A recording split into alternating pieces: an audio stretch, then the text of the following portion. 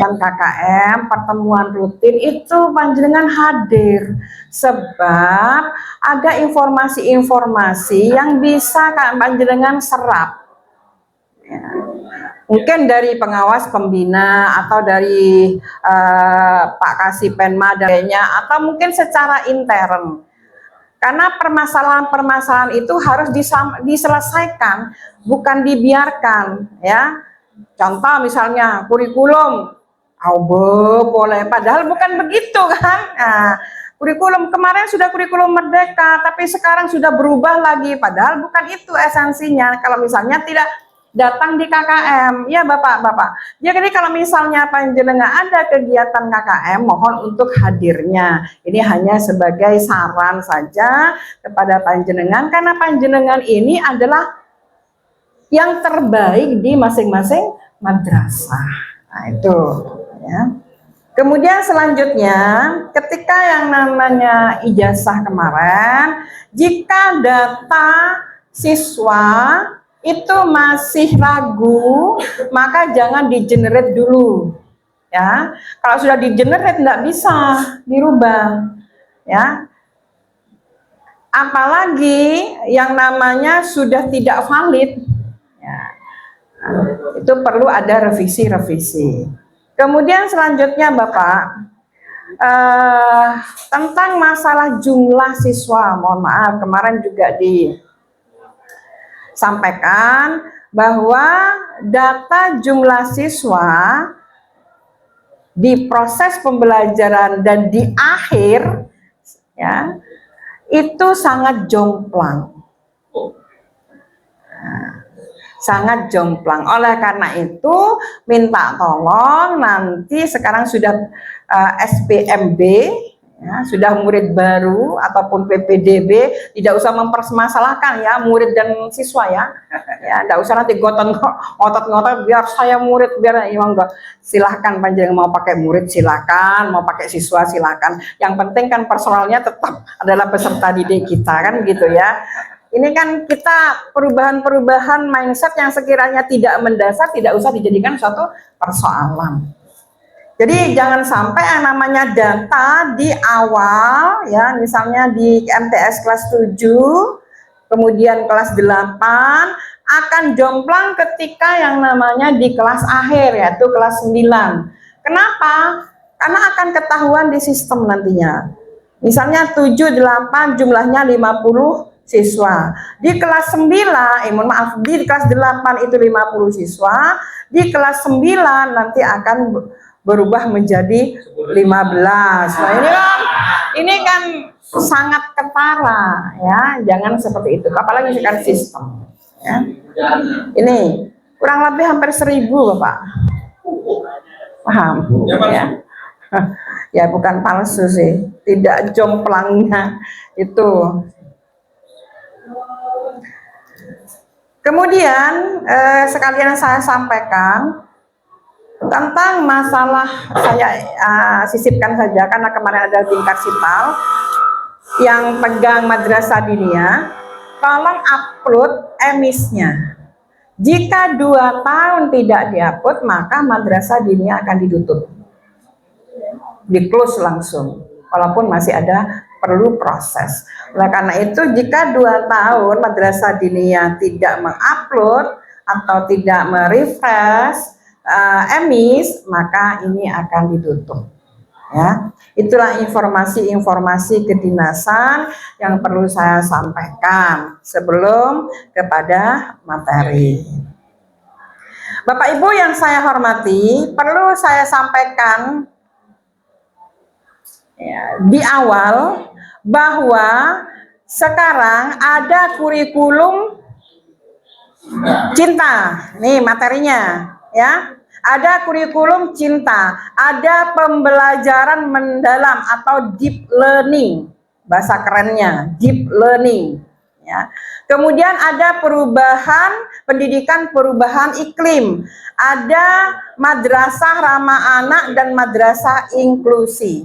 Bapak Ibu yang saya hormati, pertama saya sampaikan bahwa KBC deep learning ya itu bukan mengganti kurikulum. Paham ya?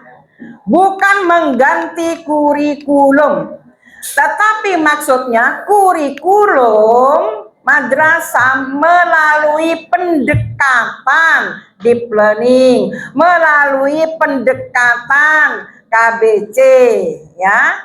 Karena pendekatan pembelajaran melalui deep learning. Bagaimana untuk penanaman nilainya? Nilai tadi yang disampaikan dengan Pak Jalal dengan melalui lagunya Roma Irama, kan begitu kan?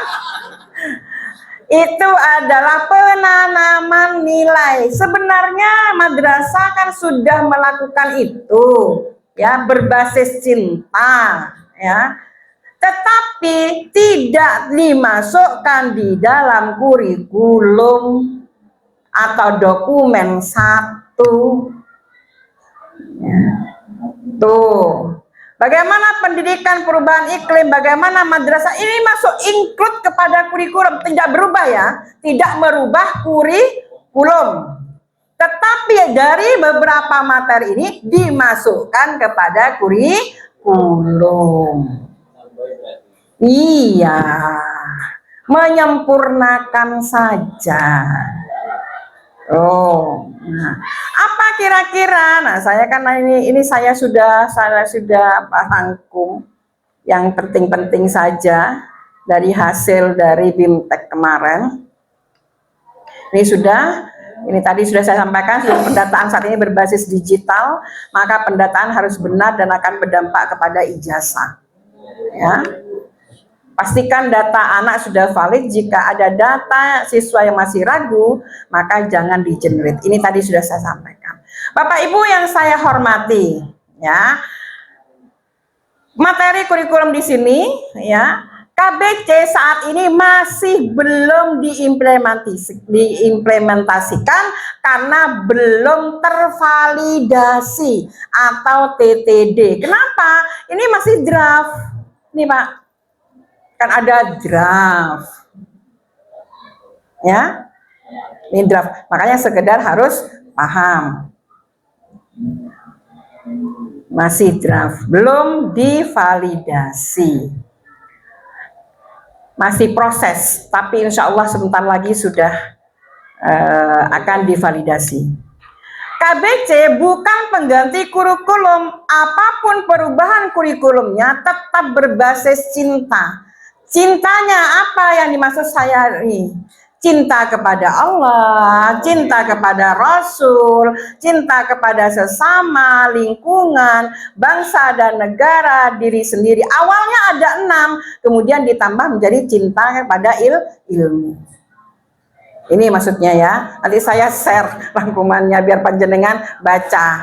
Ya, ini hanya rangkumannya. Apa sih cinta dan lain sebagainya, ya. Jadi tujuannya KBC adalah bagaimana madrasah menciptakan ramah anak, peduli lingkungan, dapat belajar aman dan toleransi. Banyak sekarang bullying. Nah, ini yang dimaksud adalah cinta. Bagaimana peserta didik itu cintanya kepada Allah. Madrasah sudah melaksanakan, sudah sholat jamaah, ya kan? Duhur, misalnya aja melaksanakan sholat duha, cinta Allah dan kepada Rasul. Apakah madrasah sudah melaksanakan sholawat nariyah gitu kan? Ya, sudah. Tapi masih belum dimasukkan kepada kurikulum, kepada dokumen 1. Sekarang persoalannya nanti bergabung kepada ke deep learning, apa cinta kepada Rasul hanya sebagai konteks membaca sholawat atau hanya yang namanya seneng lagu. Itu beda nanti, itu deep learning nantinya. Nah, sekarang cintanya dulu, sudah cinta kepada Rasul enggak? Sudah cinta kepada Allah enggak? Oh, ternyata madrasah sudah melakukan itu. Ya. Sudah cinta sesama? Sudah. Cinta lingkungan? Sudah. Paling tidak ada piket tiap hari. Bangsa dan negara? Sudah, dan lain sebagainya. Contoh apa bangsa dan negara? Upacara, kan begitu. Ya, ini sudah. Nah, ini dimasukkan di dalam kurikulum. kurikulum yang berbasis cinta. Ya Pak ya. Kurikulum bagaimana? Tetap kurikulum mengacu kepada Permendikbudristek nomor 224 dan KMA 450 2024. Tetap kan? Tidak ada perubahan. Hanya ditambah tentang berbasis cinta, deep learning dan lain sebagainya.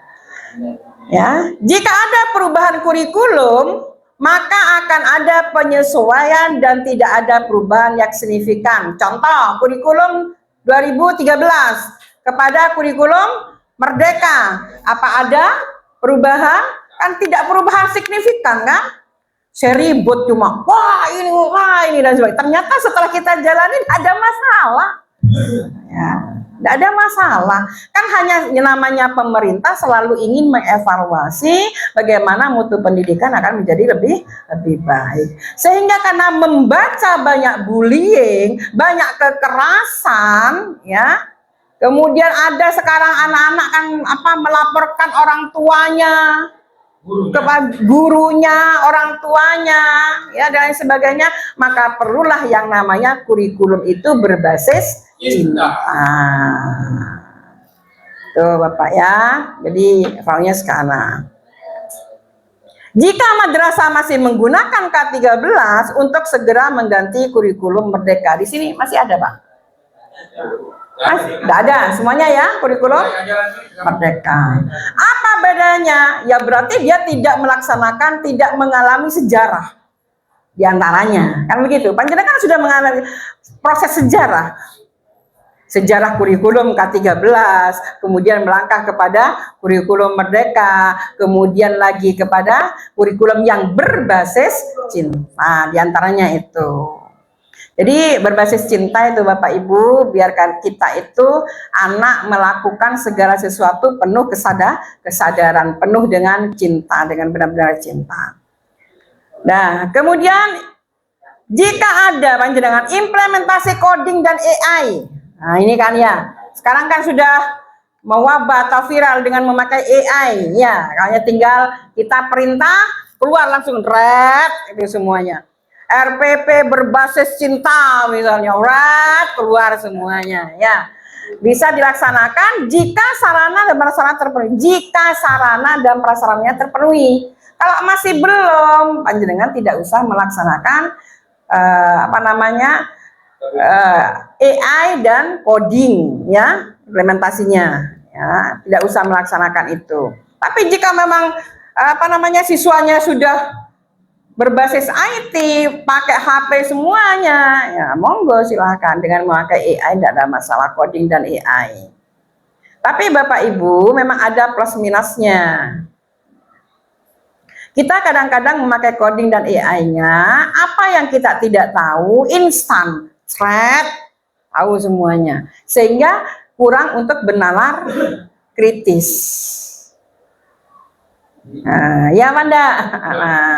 Boleh silahkan kami tidak tahu. Jangankan siswa, kadang-kadang di antara kita saja kalau misalnya malas mau belajar ya sudah set. Kalau dulu kan Google set. Ini lebih rinci kalau AI, ya Bapak Ibu. Tapi apakah memang AI ini menggantikan kita, menggantikan guru? Oh tidak mungkin. Ya, tidak mungkin. Kenapa? Karena yang membuat AI itu kan juga manusia. Kita adalah penciptaan Allah yang paling sempurna, tidak bisa digantikan. Ya, tuh. Kemudian kurikulum KBC menitik beratkan pada pengembangan karakter berbasis pengalaman terhadap aspek sosial dan emosional pendidikan. Itu Bapak Ibu. Jadi KBC menitik beratkan pada pengembangan karakter anak yang bertanggung jawab, disiplin. Tetap ada perubahan? Tidak ada kan dengan kurikulum sebelumnya? Ada? Tidak ada. Tetap kan? Kita kan dari kemarin kan ingin berkarakter siswanya. Di antaranya ada punya tanggung jawab, disiplin, ya, cinta kepada daerah dan lain sebagainya, itu karakter. Nah, ini Bapak Ibu. KBC bisa dalam bentuk intra maupun ekstra. Sedangkan dalam bentuk kokurikuler masih dalam pembahasan. Jadi KBC bisa dalam bentuk intra dan bisa bentuk ekstra. Guru bagaimana? Apakah ada RPP harus buat ya RPP berbasis cinta? RPP di planning? Tidak seperti itu. Hanya tadi dimasukkan itu loh. Jadi materi, ya materi misalnya cinta kepada Allah, ya kan? Apa namanya? Sholat wajib, misalnya contoh ini ya. Materi sholat wajib. Nah KBC-nya seperti apa? KBC-nya disebutkan, berarti cinta kepada Allah dalam bentuk mungkin sholat berjamaah. Hanya itu saja, diselipkan saja. Nanti ini gambaran ya, gambaran panjenengan ya, untuk di planningnya nanti kepada gurunya atau kepada wakah kurikulumnya. Jadi tidak ada yang namanya RPP khusus di planning, RPP khusus KBC, itu tidak ada. Ya, jadi pendekatan pembelajaran itu maksudnya. Ya, contoh sampel, madrasah melaksanakan ekstrakurikuler dengan kegiatan selawatan KBC cinta kepada Allah dan Rasul. Jelas kan? Dengan berselawat kita cinta kepada Allah dan Rasul. Apakah cinta salawat atau apakah cinta memang benar kepada salawat atau anak-anak hanya suka main rebananya, karena napu. Ini kan perlu penggalian di planningnya.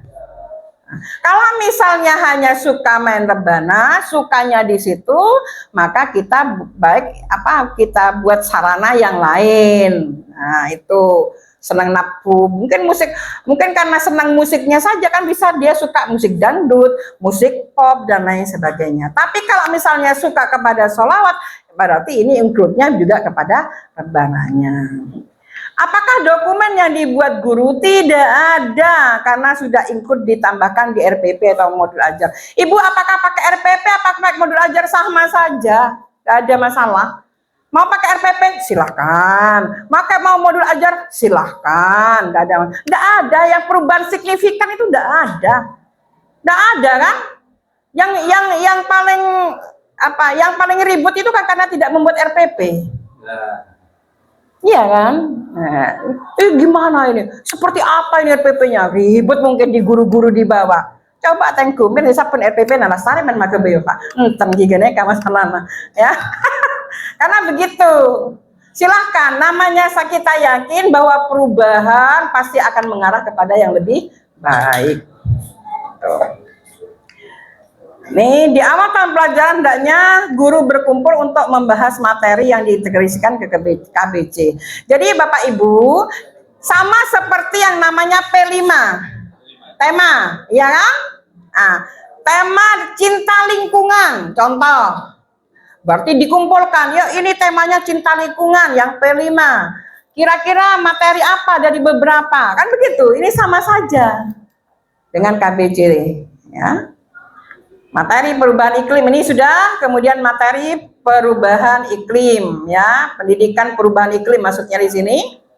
Bentuknya pemenuhan hak anak, hak hidup, perlindungan, hak pendidikan, partisipasi. Saat ini maupun di masa depan, anak-anak akan berhadapan langsung dengan isu-isu krisis iklim. Sebagian anak karena lokasi tempat tinggal, latar belakang, sosial, ekonomi, iklim yang rentan berdampak. Jadi Bapak Ibu, yang namanya iklim adalah kepada lingkungan. Piket sudah dibentuk, ya. Kemudian ternyata misalnya piket hari Senin sekarang, Nilitam, Pak Jalal, Pak Yudi, misalnya Pak Kur, misalnya contoh. Ternyata yang kerja itu hanya misalnya contoh ya 3 orang, saya tidak kerja. Apakah masuk kepada anak itu PPI? Tidak peduli lingkungan. Nah ini ya, jadi materi-materi juga ada PPI-nya. Materi madrasah ramah anak dan madrasah inklusi. Ini sudah tingkatannya merupakan peraturan yang sangat penting dalam menciptakan lingkungan yang aman, inklusif, dan bebas dari kekerasan. Nih Bapak Ibu, kalau dulu kan guru teka alai tampeleng di guru, teka alai tobi, Pak Berma, kita tuh santai aja. Malah kalau misalnya mengadu kepada orang tua, malah kita dimarahi sama orang tua. Sekarang macem-macem. Nah, sekarang saja ini ada katakanlah permasalahan ya di salah satu binaan. Guru menyampaikan begini, kamu itu jangan meniru kakak kelasmu, karena itu kita dilaporkan ke polisi. Itu sudah nyampe, anak itu sudah nyampe kepada orang tua. Akhirnya orang tuanya tidak terima, karena itu ya. Seperti itu. Makanya orang tua itu beda dengan yang dulu. Tuh saya pernah pecat namanya Sepukna Haji itu Raja, karena itu hanya seperti itu saja. Ini orang tua orang tua tidak terima, dan ini merupakan suatu krisis isu. Nah ini Pak Ibu ya, ini sudah beda zamannya. Jangankan itu, orang tua saja ada yang dilaporkan oleh putranya. Kenapa? Karena sering dimarahi sama ibunya. Ada itu kasus. Sering dimarahi sama ibunya. Laporlah anak ini ke kepolisian, ke polsek. Nah, kalau misalnya tidak diterima, khawatir rame kan begitu. Akhirnya laporan diterima di polsek. Nah, itu ya, masuklah, dipanggil lah ibunya dan lain sebagainya ke polsek. Hanya sekedar dimarahi. Nah, ini anak-anak sekarang begitu, Bapak Ibu. Makanya sekarang pendekatan pembelajarnya harus berbasis cinta. Ya, ini panjenengan kan seperti saya mau pensiun, panjenengan sudah tua-tua. Bagaimana sekarang saja seperti ini zamannya, apalagi ketika kita sudah, nah itu loh maksudnya ke sana, ya, tawuran dan lain sebagainya. Ini yang menjadi perhatian pemerintah ke sana. Jadi bagaimana anak-anak itu cinta kepada gurunya, kepada orang tua, kepada sesama, diantaranya itu tadi. Ya, tuh menangani kasus kekerasan dengan tegas dan cepat, ya, memastikan perlindungan bagi peserta didik dan tenaga pendidikan dari kekerasan. Ini Bapak Ibu sekarang bullying. Ya. Contoh bagaimana Permendikbud menjelaskan tentang definisi dan contoh 6 bentuk kekerasan ini. Nah, di antara kekerasan fisik, kekerasan psikis. Nah, tadi yang saya contohkan ada psikis. Jangan contoh kakak kelasmu itu. Nah, itu psikis namanya. Nah, ini bisa dilaporkan juga. Ini masih ini masih saya belum menemui ya wali muridnya ya. Perundungan ya, bullying itu. Ya, kalau menambah kan cak kocak dan beteran kan enggak masalah. Iya kan? Oh, sekarang jangan masuk kepada bullying. Iya, ini seperti itu. Melambot dan betenan ya. Saya termasuk dan betenan dan lain sebagainya juga. Kekerasan seksual, diskriminasi, intoleransi yang tidak bisa ditolerir. Ini contoh kebijakan yang mengandung kekerasan. Mana yang ini kesetaraan, di sini keadilan. Apa bedanya? Memang setara belum tentu adil. Setara kursinya sama. Panjenengan melakukan suatu hukuman ingin setara, adil enggak? Belum tentu. Belum tentu. Ya, ini setara kursinya, baik yang tinggi orangnya, di tengah ini kecil seperti ini, apapun tidak bisa lihat dalam kecil walaupun ada kursinya kan begitu. Nah, tapi ini akan bersikap adil bagaimana? Maka yang tinggi ini kursinya diberikan kepada yang lebih kecil atau lebih pendek. Ini namanya keadilan, Bapak Ibu. Jadi keadilan belum tentu setara. Mohon maaf, keadilan pasti setara, tapi setara belum tentu adil. Nah sekarang Ya, konsep dasar pembiasaan karakter hebat, mengenal diri sendiri. Semua manusia memiliki kesamaan hakiki sebagai ciptaan Tuhan, karena itu semua manusia berharga. Maka maksudnya ini adalah bagaimana cinta kepada diri sendiri. Kenapa? Sekarang banyak orang, anak-anak yang patah hati, kemudian tidak mau melanjutkan studinya. Kadang-kadang juga akan berdampak kepada masa depannya. Berarti dia itu kurang yang namanya mengenal diri sendiri atau tidak mencintai diri sendiri. Mengenal teman dan lingkungan sekitar. Semua manusia diciptakan Tuhan dalam keadaan berbeda, maka perbedaan adalah sesuatu yang wajar dan perlu dihargai. Nah ini, nah sampean mungkin tahu apa sih ada 7 kebiasaan anak Indonesia hebat, ya kan, diantaranya kurikulum.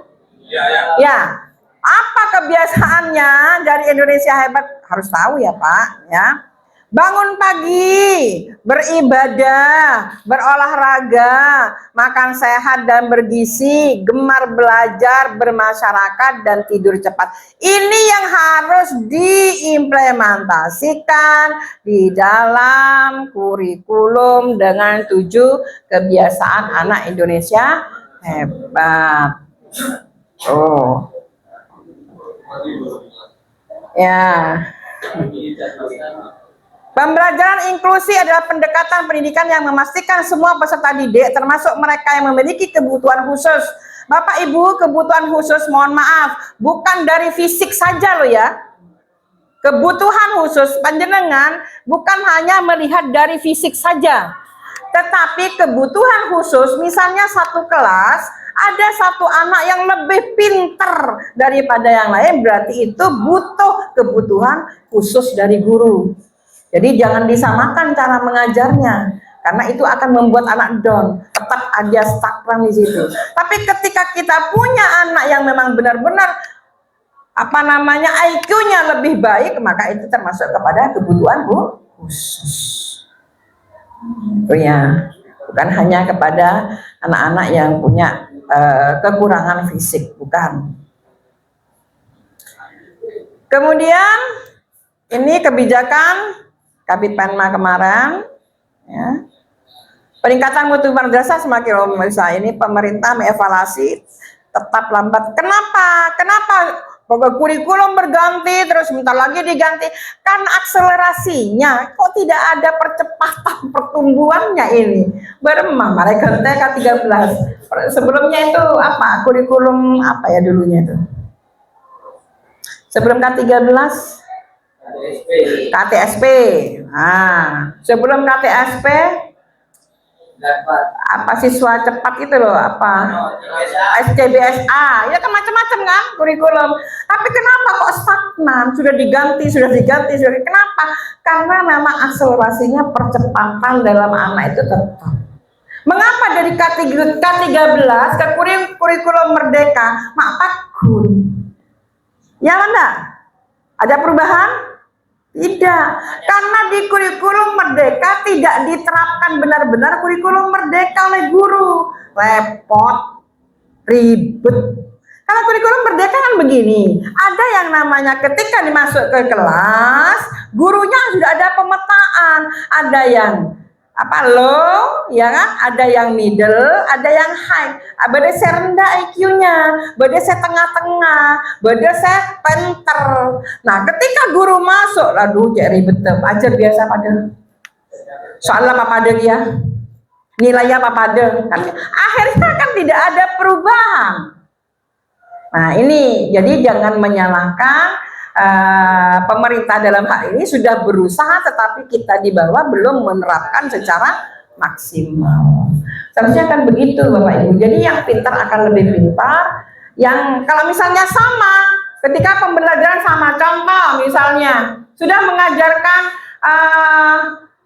bilangan cacah ganjil, ya, bingung kia, mau saya lo apa aja ya, cacah ganjil apa dan lain sebagainya. Tahunya kan hanya 1 sampai 10. Itu kan tanya, angka ayo hitung 1 sampai 10 dihitung semuanya. Ayo sekarang anak-anak pilih yang namanya bilangan cacah ganjil apa? Tidak paham. Kalau tidak dipetakan kadang-kadang kurang paham anak-anak. Tuh. Intisari DP, Deep Learning, KBC, MRA, PPI, ramah anak, perubahan iklim, customernya siswa diperlakukan dengan baik. Pokoknya siswa lah, lakukan dengan baik. Memang tak sanggup beri jajan seperti. Kemudian pembelajaran mendalam itu berbasis praktek dan praktek. Sekarang P5 tidak ada ya. Ya, ganti kepada project based learning. Nah, itu ya, based learningnya. Seperti apa? Tak kira Sarah pada yang tadi saya sampaikan tadi di atas, kan sama saja gitu ya. Hanya penekanan kepada karakter. Pokoknya begitu. Nah, sekarang materi deep learning. Materi deep learning, perubahan penegasan kurikulum tidak ada pilihan, harus diikuti. Paham ya? Harus diikuti. Kemudian yang ke dokumen 1, Pak, maksudnya kurikulum madrasah tetap kepada kurikulum merdeka ya, karena masih belum ada regulasi yang ada ya. Jadi tetap kepada kurikulum merdeka. Karena perubahan itu adalah keniscayaan, yaitu suatu keharusan. Mengajak dan membiasakan anak untuk berpikir grow up, menganalisa. Tapi ini tidak bisa kalau misalnya diterapkan di RA. Ya, kenapa? Karena harus berpikir kritis. RA kan paling pada beri PC, ajalan, mare, pulang. Tapi kalau kita kan enggak. Ini misalnya contoh misalnya IPS. Bagaimana kita menerapkan uang 50.000 langsung mulai dari bahan, proses, produk. Ini deep learning sudah. Ya, bagaimana yang namanya awal dengan uang 50.000? Tentunya dia akan belanja ke pasar. Ya, belanja ke pasar dengan uang 50. Kan berpikir, saya mau masak apa dengan uang 50.000? Dengan sekian anak misalnya, ya, dan lain sebagainya. Belanjalah. Kemudian setelah belanja, proses memasaknya diterapkan. Setelah diterapkan, kemudian langsung menjadi produk. Kira-kira 50.000, kan bermacam-macam akhirnya. Ada yang mungkin dengan lalapan, yang satunya mungkin yang namanya garam asem dan lain sebagainya. Ini adalah tentang masalah pendekatan pembelajaran. Berpikirnya ke sana. Jadi contoh misalnya anak lagi patah hati, ini kan contoh lah Pak ya, karena memang saya sudah mulai lama ya menjadi guru, itu sudah karakter siswa itu apal lah kan, udah takir kalenger dan lain sebagainya gitu ya. Karena saya sering ketika anak itu katakanlah bukan depresi ya lah, kayaknya labil ya, kalenger, kemudian yang kacinan diantaranya ya, ada yang seperti itu. Ini perlu dilihat dulu, ini punya kasus enggak, punya masalah enggak. Kadang-kadang permasalahannya adalah permasalahan tentang asmara. Nah, bengong dalam kelas ya, dan lain sebagainya. Nah, Pak Jala sering katanya, karena banyak bekal lah, katanya Pak Kur. Jadi Bapak Ibu itu kemudian di dalam pembelajaran pola pikir bertemu atau yang namanya deep learning, jadi tidak ada kata tidak kepada siswa. Sudah apa ya? Sudah mengerjakan. Tidak Bu, bukan tidak, tetapi masih belum selesai. Masih on proses ya. P5 masih tetap karena belum ada regulasi, maksudnya di dokumen ya. Di dokumen masih tetap P5. Deep learning merupakan kerangka dasar kurikulum. Target pembelajaran deep learning adalah prosesnya untuk mendapatkan nilai tetapi juga mampu mengimplementasikan. Jadi katakanlah banyak kemarin ujian nasional yang mohon maaf kepintarannya di bawah tetapi mempunyai nilai yang bagus, ya enggak? Banyak ya, karena posisi menentukan, posisi tempat duduk. Bisa kan? Banyak yang kemarin ujian itu anaknya pintar tetapi nilainya kecil, ada yang ya sedang, ada yang anaknya yang katakanlah tidak tahu apa-apa, tahu-tahu nilainya tinggi, tertinggi malah, iya kan, tertinggi. Kenapa? Ya karena itu, karena masih belum deep learning. Ya. Dan ini deep learningnya, siswa dapat memahami, mengaplikasikan, merefleksi, ya saya sampaikan tadi. Jadi siswa itu memahami dulu materinya, kontennya, kemudian siswa bisa enggak menerapkan, mengaplikasikan. Ya, kalau sudah bisa menerapkan, maka siswa bisa enggak merefleksi. Contoh, kira-kira ada apa? Memahami konten tentang masalah sholat fardu tadi ya, biar ya, sholat fardu ya, wajib. Ya, paham bahwa itu dosa kalau ditinggalkan. Sudah diaplikasikan tidak? Itu kan? Oh ternyata sudah, misalnya jamaah, ya kan kadang di sekolah. Nah sekarang bisa enggak merefleksi, melakukan di rumah, mengajak teman-temannya untuk sholat dan lain sebagainya. Jadi mengaplikasi dengan merefleksi itu beda. Ketika sudah bisa mengajak anak-anak atau orang lain atau bisa menerapkan dirinya bersama yang lain, maka itu adalah refleksi. Deep learning akan diinsersikan kepada dengan KBC di semua mapel. Jadi KBC-nya dari semua mapel akan ada, di semua mapel akan ada di KBC ya. Dimensi profil kelulusan. Ini Pak, pembelajaran mendalam ada 8 DPL, dimensi profil kelulusan, ada 3 prinsip, ada pengalaman belajar, ada 4 KP, kerangka panjenengan lihat sudah di panduan KBC. Ya, ada apa saja. Untuk karena memang ini harus singkat. Ini kalau misalnya tidak singkat sampai sore saya ngerikan. Untuk asesmen guru hanya mencentang di publik. Bapak Ibu, dalam penilaiannya asesmen ya, itu hanya ada centang di ada hanya KBC 1 cinta, misalnya tadi sholat apa wajib. Nah, sholat wajib itu apa? Cinta kepada Allah, centang. Cinta kepada Rasul? Ya. Jadi seperti itu, diantaranya begitu. Ya, hanya mencentang-centang saja. Tidak ada yang sulit. CP tidak berubah, guru merubah di TP. Ini ada CP baru, nanti saya share ya, CP. Jadi kalau CP mohon maaf, saya ada. Bu, kata kepala madrasah saya itu CP-nya itu bisa diganti. Yang bilang itu siapa? Cek Termapenter. Ya. CP tidak bisa dirubah capaian pembelajarannya. Tapi kalau TP, ATP itu silakan guru merubah. CP-nya sudah diatur. Ya, capaian pembelajarannya sesuai dengan fase. Ini ada ya. Iya, apa? Insya Allah benih kepala nggak hijau gitu.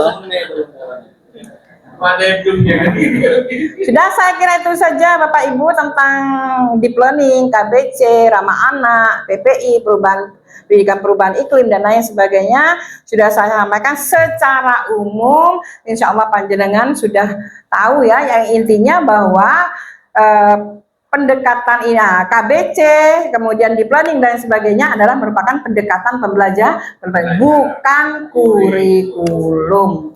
Intinya seperti itu ya, paham? Saya kira ya pendekatannya siapa yang bisa berbuat itu? Ya guru. Bagaimana yang namanya nanti pembelajarnya bisa KBC, bagaimana pembelajarnya bisa deep learning, bagaimana ramah anak, bagaimana 7 anak Indonesia hebat, itu adalah formulasi yang dilakukan oleh guru. Saya kira itu saja yang dapat saya sampaikan. Monggo jika memang ada tanya jawab, saya persilahkan. Sebelum saya tutup, Pak.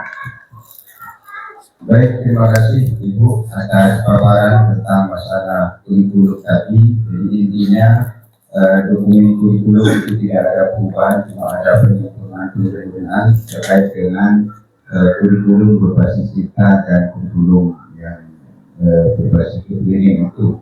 Jadi intinya itu nanti kita berdalam dalam persoalan ini. Saya kira kita perlu Agar supaya lebih paham, perlu ada sharing atau tanya jawab dengan beliau. Monggo pertama Pak Wahyudi. Lanjut saja, lanjut dulu. Yang lain nanti mengalir. Monggo. Jadi bahan pertanyaan pada Pak Raja. Ya. Ya. Assalamualaikum warahmatullahi wabarakatuh. Assalamualaikum. Terima kasih atas waktunya. Yang pertama tentang pendekatan kita yaitu dengan kurikulum kita ini perlu juga kita sikapi, terutama guru-guru kita juga kepala ini saya yakin banyak kepala muda. Kalau seandainya saya menteri, saya ubah kurikulum kita ya. Bahaya kalimat kita di beberapa jalan. Takut siswa Assalam. Mohon maaf, Pak WW aja. Saya masih narasumber. Siswa itu kita Narasumber. kurikulumnya. Makanya kita nanti sebagai kepala cara menjelaskannya kepada guru memang harus secara detail, harus lebih jelas guru itu biar gurunya yang muda-muda tidak salah paham.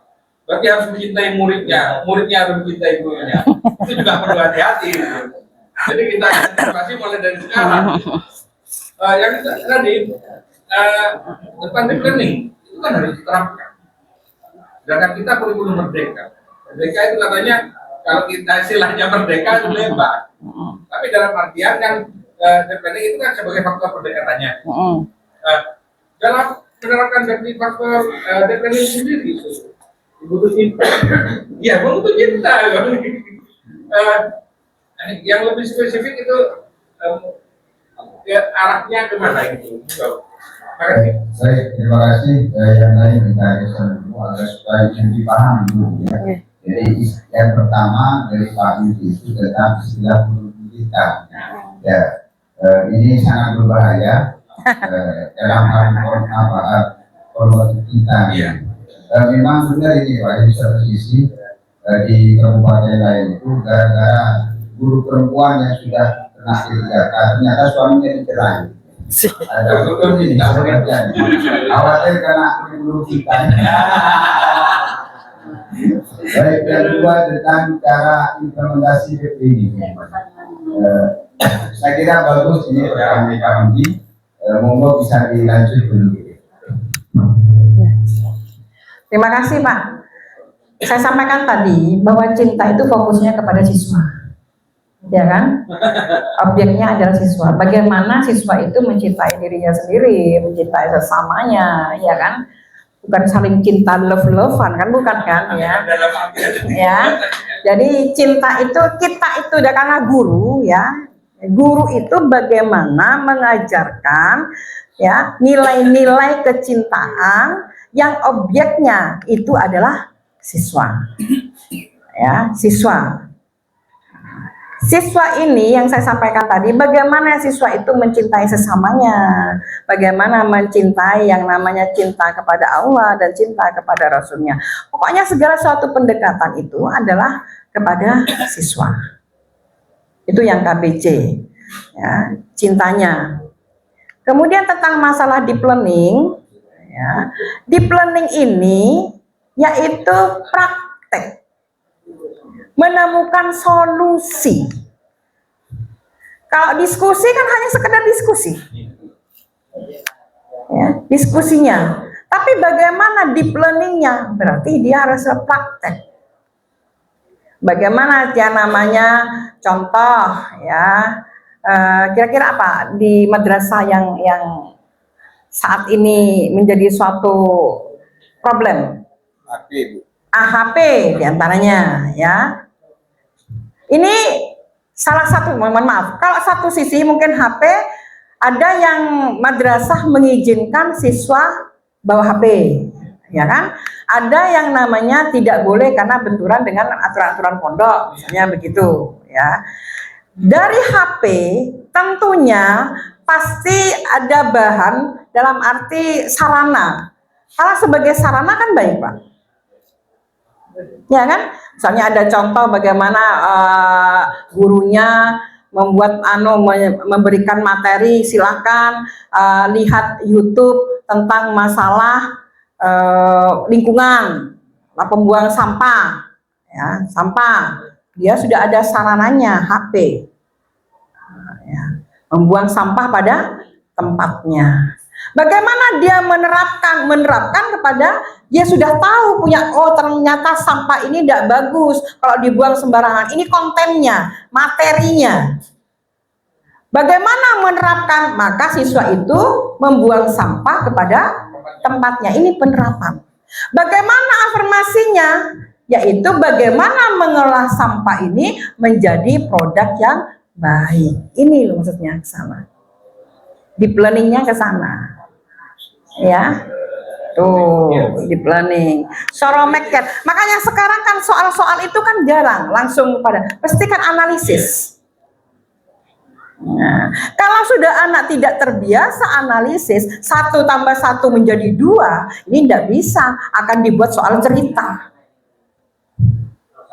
Iya kan, di TikTok saya lucu juga ya. Ada bapak itu tanya, coba bapak ibu yang jawab itu. 5 dikurangi 2 sama dengan 3. Sama dengan berapa? 5. Oh, ternyata 5 kali kurangi 3 dia bisa menjawab 2. Tapi ketika soal cerita, ibu punya yang namanya permen 5, kemudian mau diberikan kepada adiknya 2. Apa jawaban anak itu? Tidak bisa, saya tidak mau permen itu mau dikasih. Analisisnya kan begitu. Itu loh, padahal ketika dia 5 kurangi 3 adalah 2, dia bisa menjawab. Tapi ketika diputar menjadi soal cerita, belum tentu anak itu bisa menjawab. Solusinya seperti apa? Nah, itu ya. Ya, berarti kan cinta sesamanya kan kurang, Pak. Itu maksudnya ke sana. Ya, jadi deep learning adalah bagaimana dia bisa mengaplikasikan dan bisa menerapkan. Sudah, Pak.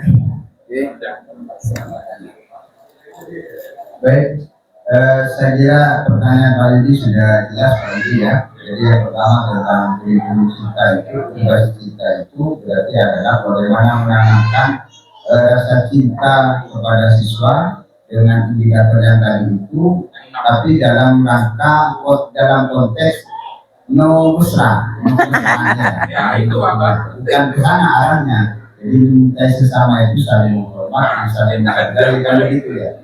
Baik, yang kedua tentang disini berarti itu adalah bagaimana anak diajak berpikir untuk mencari solusi dari problem itu yang tergantung pada mata pelajaran ini. Baik, yang selanjutnya mungkin ada dari Pak Roni, monggo.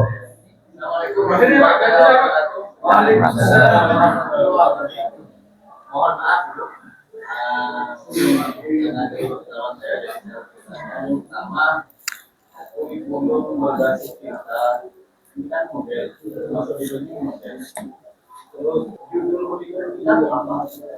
Apa kurikulum merdeka berbasis kita atau kita bagaimana?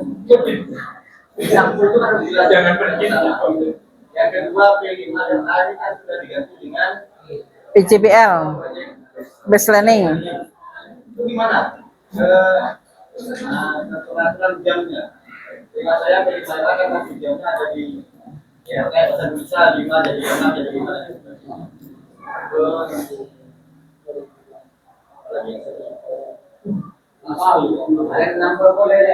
Bisa ditawarkan saja terus lainnya kalau dia.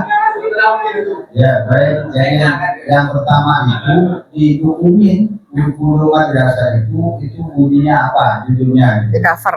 Ya di covernya itu. Kemudian tentang P5. Terima kasih Pak Roni. Nah ini saya juga tanya tentang ini juga benar. Tentang P5, apakah itu ada jam dihargai jam ini? Kan begitu Pak Roni maksudnya ya. Ya. Kemudian mungkin di struktur dulu sekalian juga ke sana ya. Oke, monggo. Terima kasih Pak. Yang pertama di cover katakanlah ya, judulnya itu tetap kepada kurikulum madrasah. Di kurikulum madrasah tahun pelajaran 2025-2026. Itu covernya. Bukan, kurikulum madrasah. Kurikulum madrasah tahun pelajaran 2025-2026. Tahun ajaran apa tahun pelajaran? Tahun pelajaran. Tahun ajaran ini. Sejak pengembangan Ya. tahun ajaran. Katanya tahun ajaran duduk Pak. Yang asalnya pelajaran diganti dengan ajaran. Tahun pelajaran, Pak. Ajaran sesat. Ya ada yang begitu, tapi selama yang saya tahu tahun pelajaran ya, tahun pelajaran. Oke, nanti saya share aja ya, Pak ya. Yang penting kan panjenengan kurikulum madrasah tahun pelajaran. Ya sudah, sama seperti yang tadi Pak, siswa dan murid, ya kan? Ya, siswa dan murid kan gitu kan? Ya, permainan kata, ya. Tuh. Kemudian yang kedua tentang P5, ya, project based learning-nya paling tidak tentang masalah jam, ya, JP-nya kan sudah saya tanyakan kemarin Pak. Makanya untuk kurikulum madrasah ini P5 tetap dimasukkan dulu. Kenapa? Karena menyangkut tentang JP, jam pelajaran. Kan kemarin kan di strukturnya sudah jelas JP-nya ya kan, di kelas 7 apa saja, mapelnya, kelas 8 apa saja, kelas 9 apa saja, dan jelas itu. Ya, dan itu berbentuk kurikuler kan. Nah, itu. Nah, makanya sampai sekarang untuk kurikulum tetap masukkan saja P5 karena berhubungan dengan jumlah JP. Ya. Kecuali nanti itu sudah diproses katanya Pak dengan pusat, sudah dipikirkan itu. Nah, karena berhubung sampai sekarang masih belum ada regulasi yang ada, tetap P5 saja untuk dimasukkan karena berhubungan dengan jumlah JP. Jika memang memasukkan PJBL, mana masih cantolannya, regulasinya kan masih belum ada gitu. Jadi tetap kepada apa namanya P5RA, P5RA. Makanya ini kan hanya penegasan, ini sosialisasi kan begitu. Panjenengan harus paham tentang nanti apa namanya kurikulum pendekatan, kurikulum yang melakukan beberapa pendekatan gitu ya. Enggak Pak, mungkin ada lagi sebentar. Intinya P5RA ini adalah di struktur kurikulum tetap pendidikan budaya. Tetap di struktur kurikulum. Cuma pola implementasinya itu pakai berbasis proyek. Iya. Kan begitu ya. Di P5-nya. Begitu ya. P5-nya. Karena masih belum anu. Yang lain mungkin ada yang perlu ditanyakan. Terima kasih. Untuk dipahami. Cukup dipahami. Monggo itu. Apa tadi? Yang monggo. Silakan Pak Dari. Assalamualaikum warahmatullahi Yang nanya ke keluarga KKN. Assalamualaikum. Terima kasih atas banyak dan juga pertanyaan saya banyak yang diwakili Kenapa ditanya boleh? Oh iya. tapi ada masih tersisa satu Iya. terkait dengan development ya Di planning. pelajaran mendalam Itu kan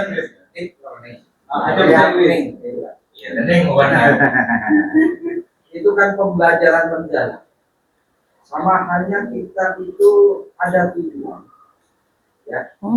Nah, untuk mencapai tujuan itu metodenya itu apa? Sama halnya seperti deep learning ini pembelajaran mendalam. Guru itu suruh apa? Memberi pembelajaran mendalam. Untuk menuju pembelajaran mendalam itu pakai metode apa? Salah satunya tadi ada project based learning. Ya. Apakah ada model-model lainnya seperti apa? Inquiry learning atau Bisa. discovery learning atau bagaimana? Apakah itu juga dimasukkan juga di dalam KBC itu? Terima kasih. Baik, terima kasih Pak Dari. Intinya bagaimana metodenya dalam hal menerapkan pembelajaran itu ya. Kamu sih.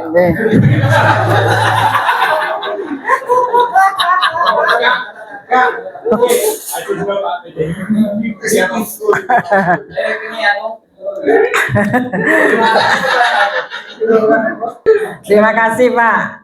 Jadi metode atau strategi kelas, metode dan lain sebagainya tergantung kepada guru, kan belum tentu. Materi ini menggunakan inquiry. Sesuaikan dengan materinya, apa yang akan dicapai. Nah, apakah memang misalnya contoh misalnya bahasa, apa yang akan dicapai? Naratif teks misalnya. Di situ menjelaskan tentang Malin Kundang teksnya, ya. Nah ini apa? Apakah yang akan dicapai ini tentang suatu kasus yang ada di lingkungan sekitar atau seperti apa? Jadi kalau misalnya deep learningnya berarti katakanlah anak punya tahu bahwa naratif teks di antaranya legend itu ceritanya cerita Malin Kundang yang durhaka kepada ibunya. Ini kan. Kemudian afirmasinya gimana? Anak ini menerapkan enggak? Nah, enggak kan? Berarti kan tidak. Oh ternyata, atau mungkin di lingkungannya kan bisa ada lingkungan anak-anak yang berani kepada orang tua dan lain sebagainya. Nah, jika memang ada seperti ini, bagaimana tindak lanjutnya kepada anak yang berani kepada orang tua? Ini sudah refleksinya. Jadi kasus Pak, kasus, makanya harus praktek. Iya, berbasis karena MTS Pak, kecuali RA, tidak mungkin RA kita menitik beratkan kepada masalah. Ya kan? Misalnya sampah berserakan. Betul. Kontennya apa dulu? Apa materinya dulu? Ya, itu kita lingkungan. Nah, iya, enggak materinya apa di situ? Misalnya contoh apa? IPS. Ajari ajar apa? Ajari. Atau PPKN. Ya, misalnya kan begitu kan? Misalnya contoh seperti itu. Ya. Materinya adalah sampah. Apa sampah organik, sampah apa dan sebagainya. Kontennya anak sudah tahu bahwa itu sampah. Konten kan materi. Ya. Nah, bagaimana tentang masalah penerapannya anak tentang sampah? Cinta lingkungan kan tadi KBC-nya. Nah, ternyata anak itu bisa membuang sampah pada tempatnya di sekolah. Sekarang bagaimana? Contoh aja sampean itu. Pura-pura buang sampah di kelas. Kita lihat siapa anak yang peka kepada lingkungan. Nah, ternyata ada anak, Pak, jangan buang sampah di situ, Pak. Buang sampah di tempatnya. Dia atau kadang-kadang anaknya itu ambil sampah itu kemudian ditaruh. Ini sudah Ada berbalik memahami bahasanya. gimana? Buanglah tempat pada sampah.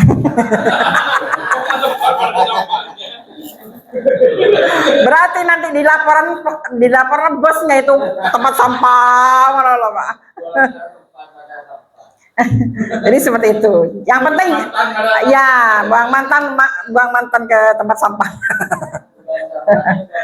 Sudah Pak, gitu ya Pak. Jadi deep learningnya di sana.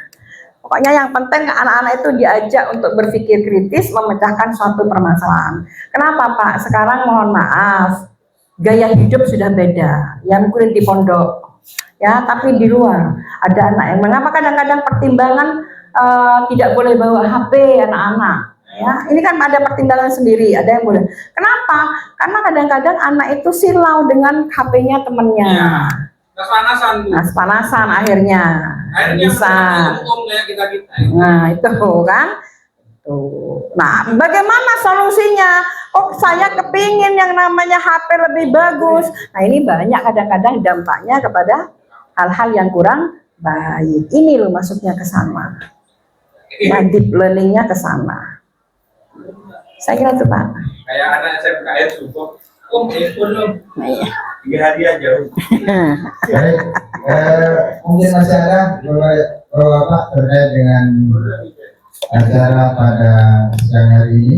Saya tanya boleh tapi Monggo yang ingin bertanya, ya Pak Ketua, monggo Pak Ketua. Ya, sebelum sambil menunggu pertanyaan dari teman-teman, saya inginkan teman-teman ini punya masalah di masing-masing sekolah, tapi untuk disampaikan mungkin masih ada ketidaknyamanan tidak dua kata. Ada pertanyaan di saya sambil menunggu teman-teman. Yang pertama bahwa yang kedua, Yang kedua sama anak aroma. Ya, berkenaan dengan pembelajaran tentunya di dalam pembelajaran itu semua ilmu yang ada di kurikulum ini, terutama di modulnya itu dimasukkan semua. Di situ ada yang namanya pendekatan kita dan bimbingan. Nah, untuk materi-materi tertentu mungkin bisa masuk. Sebenarnya pendidikan sosial maupun juga pendidikan perhukuman masuk. Tapi ketika nyampe pada pembelajaran yang eksak, di situ apakah nanti dimasukkan beberapa ini atau yang dimasukkan dalam modulnya itu hanya apa-apa yang terkait dengan eksak kemudian bahasa. Makanya kalau semua harus masuk ini untuk beberapa materi itu tidak bisa dimasukkan. Nah ini yang kebanyakan sehingga teman-teman dulu nanti bisa nomor dalam membuat modul itu seluruh elemen dalam pendekatan kita itu masuk atau bagaimana materi masuk. Sebenarnya ini mungkin tidak terkait dengan materi ini, tapi ini juga berkaitan dengan masalah kita sebagai manajer di masing-masing sekolah. Nah, kalau pelajaran mungkin sekarang ini di simpatika itu sudah ada tagihan untuk pencairan itu yaitu berupa sertifikat pendidikan ya, yang minimal itu 2 UJT kalau nggak ya.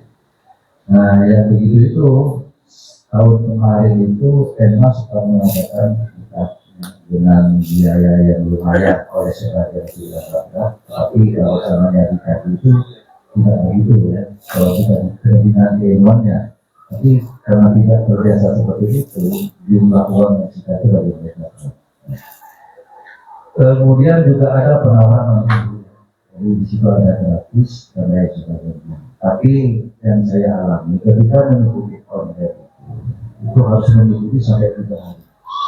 3 hari ya, 3 hari dan jamnya itu memang jam untuk rehat. Sehingga teman-teman itu untuk bisa mengikuti secara maksimal dan optimal itu tidak memungkinkan.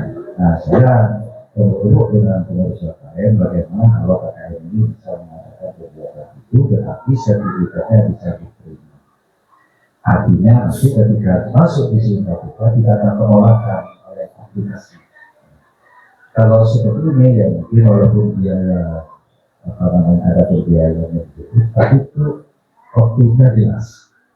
Artinya memang pada jam-jam sibuk mereka bisa diikut sertakan dalam dikatakan. Ya untuk selanjutnya mohon arahan untuk ini dari terima kasih. Baik, terima kasih Pak Ketua. Ini Pak Ketua menyampaikan terkait dengan mungkin tidak lanjut dari ini Pak Ketua, bagaimana kita ke depan itu ada workshop. Karena satu sisi kita butuh ilmu tentang pembaruan ilmu ini, tapi satu sisi juga butuh dokumen yang perlu diatur di simpatika. Cuma pertanyaannya, apakah bagi guru yang bersertifikasi saja dan BN atau yang lainnya bagaimana? Nah, itu apa wajib juga disimpatika di situ? Ini kan sebuah pertanyaan ini. Ya, dan kita belum tahu apakah itu sudah semuanya atau gimana. Nah, ini bagaimana kita ke depan. Nah, kemarin waktu rapat, saya memang membuat contoh form tentang data guru KKN nanti, bahwa kita ini dimohon kepada semua kepala nanti, semua kepala monitor nama-nama guru. Nanti formnya sudah jelas bahwa misalnya kawan ini ngajar misalnya IPS, kemudian saat meninggalnya di mana, saat meninggalnya di mana, ini statusnya apa PNS, sertifikasi, non sertifikasi.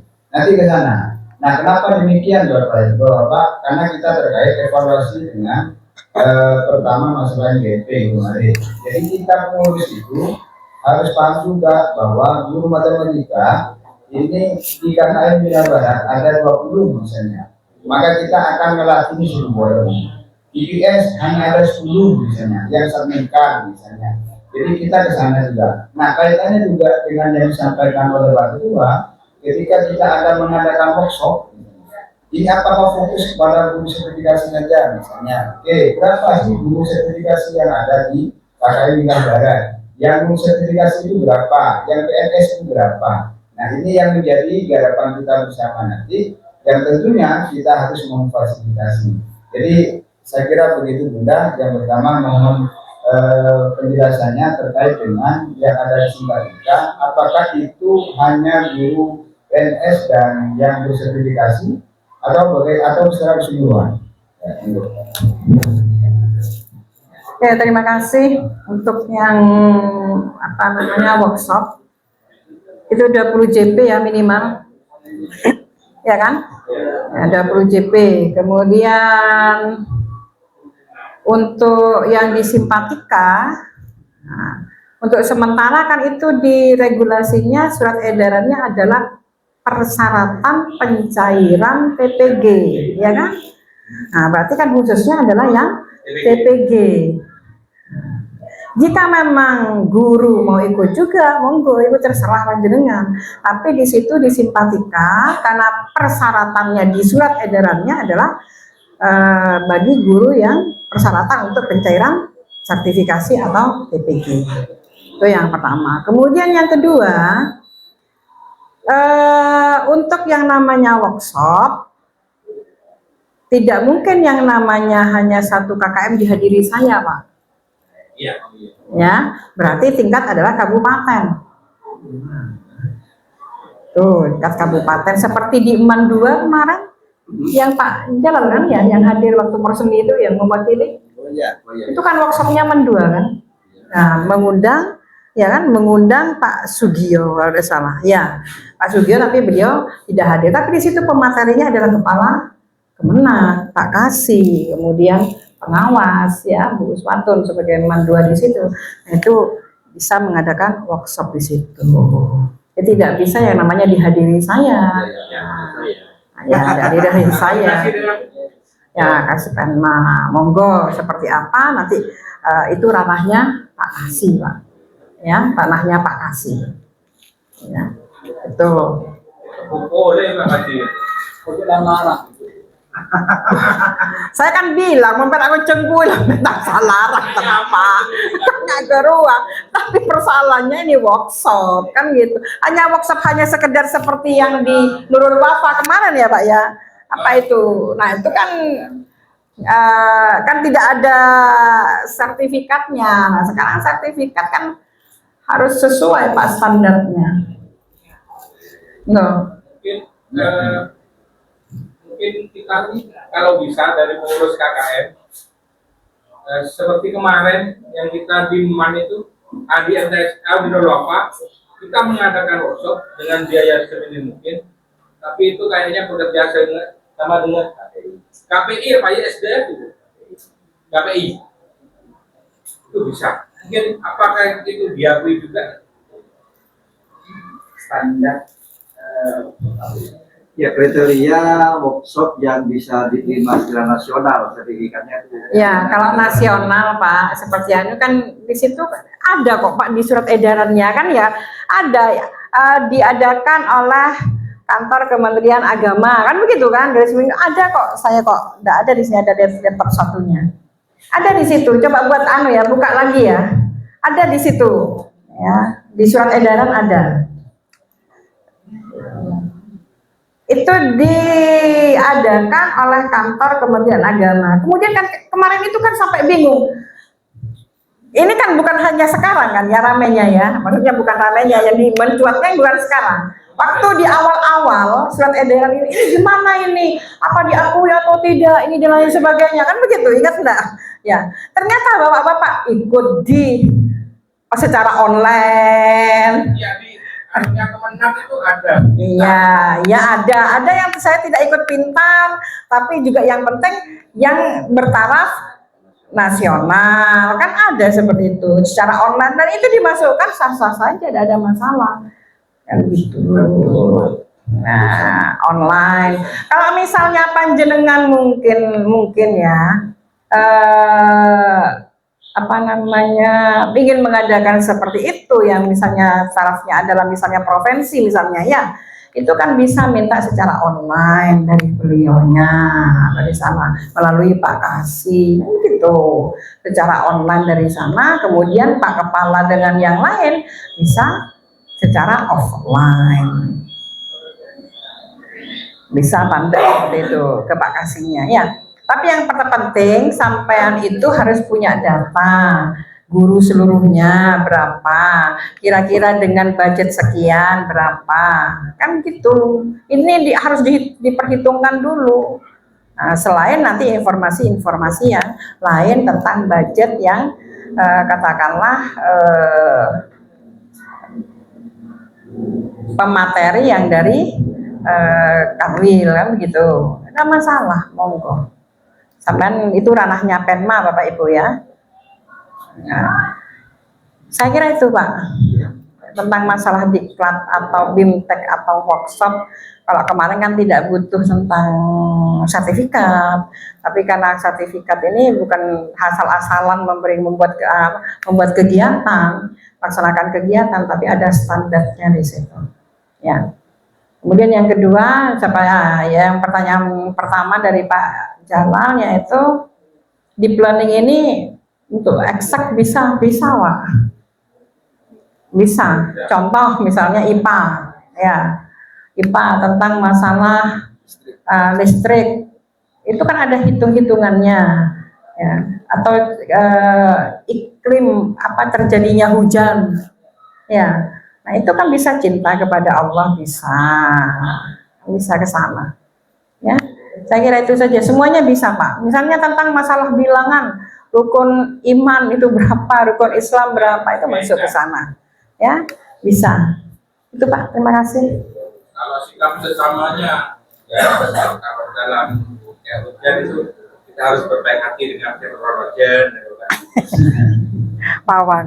Bapak Ibu, tadi sempat saya tanya-tanya kepada beliau sebelum dia itu menyampaikan materi, ya semuanya ini paham gitu Pak ya, karena kaitannya dengan share. Nah, kalau kita lihat di TikTok itu termasuk guru yang bertugas di masyarakat misalnya, jadi Pak RT, jadi takmir, nah itu diakui pandanya. Nah ternyata di situ diakui. Nah ini ditinggal di simpatikanya kan, tinggal di simpatikanya. Kemudian yang perlu diupload nanti misalnya itu diakui di simpatika, yang perlu diupload misalnya sebagai ambil mati berarti kan harus punya SK punya SK, termasuk dari RT punya SK. Jadi itu Bapak terkait dengan perkembangan struktur kurikulum yang bisa dimasukkan nanti jika memang di simpatika itu tersedia. Baik, masih ada? Itu masuk Pak, biasanya nanti kalau misalnya di permisi bapak-bapak itu punya kegiatan atau punya jabatan di kemasyarakatan, itu bisa masukkan karena di situ kan nanti diakreditasi dengan kompetensi kepala madrasahnya itu apa. Ya kan, bukan hanya untuk pencairan dan lain sebagainya, tapi kompetensi dari kepala madrasahnya itu apa, bisa masukkan di situ.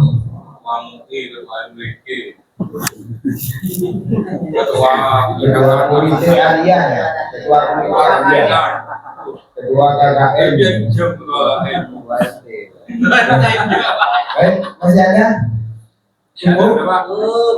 Baik, saya kira demikian Bapak, tidak perlu kita simpulkan terkait dengan rencana kita ke depan mengenai workshop ini. Maka kami mohon dengan hormat dalam minggu ini, insya Allah besok saya share di grup terkait dengan permintaan data guru. Jadi untuk pemetaan itu dulu, itu sebagai peran kita untuk menjalankan atau melaksanakan workshop itu, sehingga diskusinya pengurus, solusinya pengurus itu kan lebih matang gitu.